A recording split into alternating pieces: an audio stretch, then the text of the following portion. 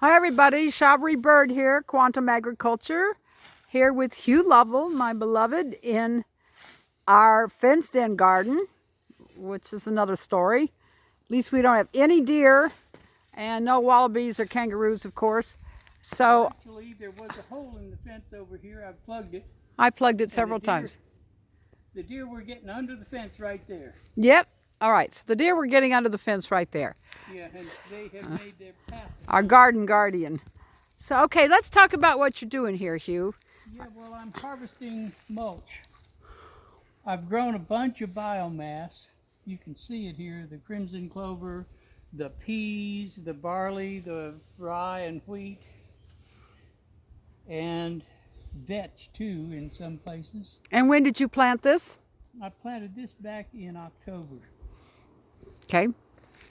And now it's given the bees, boy, have they worked this. They have really loved it. And it's providing biomass now for mulch, for summer vegetables. On the beds, which I'm cutting terraces here and putting my beds on the level, which is a bit different than has been. And it's going to make it easier to work the beds. So let's go ahead with the scything, okay? Yeah, scythe is like a hand tool. I'm kind of one of the last of the hand tool enthusiasts. And so this is like a big knife. And of course you can see I've sharpened it to a fine edge. This was an occasion somewhere that I dug into the dirt by accident. And it's dried, so you can tell it wasn't today, just now. But this is a well-designed blade. The curvature and everything is just perfect. And you can cut things off pretty close, which is, you can see how close that was. That was cut with the scythe. And that meant that it windrowed it up against the bank there. And I'll let it dry in the sun for a couple days. Oh, so this is the windrows of stuff that you just cut here. That's what I've just cut, and that's the windrows. And so I'm cutting the next terrace, and it'll take me about 20 minutes to cut it all the way down there on this bed. Now, I've tried many times with your scythe and never really could get the feel for it. So you want to turn this way and talk to us so we can... You're going to have to see what it does and how to do it. Well, maybe if you climb up on the next terrace and look down. Okay, sorry about that, folks. Get patient with my filming. Okay, wait. That's not good enough. You're going to have to talk to us a little bit about it, okay? Okay, well, talking and breathing while I swing this big knife. Yeah, okay. So what's the story? Because I know I did it wrong. I didn't get it close enough to the ground, or...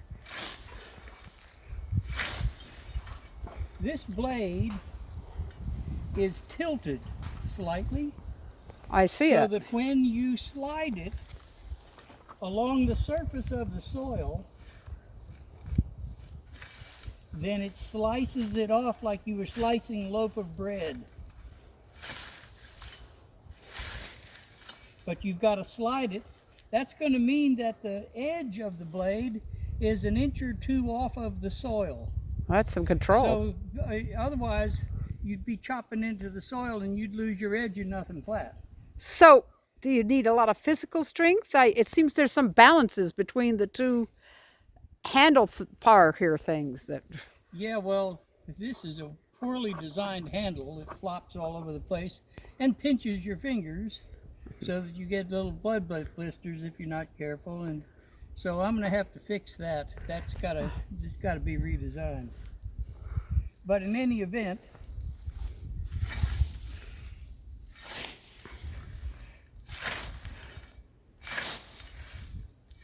so you're actually 1 or 2 inches above the ground right now? Yeah. Yeah, see, it's that much above the surface of the soil. See, like that?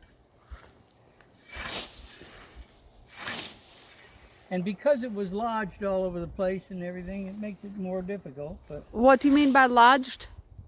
I mean, it has blown over and matted. Already? That's called lodging. Already, this has? Yeah, you can look there. The deer didn't help, but they got out here and wandered through, and you can When? kind of see their paths. You can see that an animal went down this path and stepped on it, of course, and wallowed it down. And so it's not standing up straight anymore. And so I go cutting along and I get into a wad that's lying flat and so on and so forth. It's not a lot of ease, but anyway.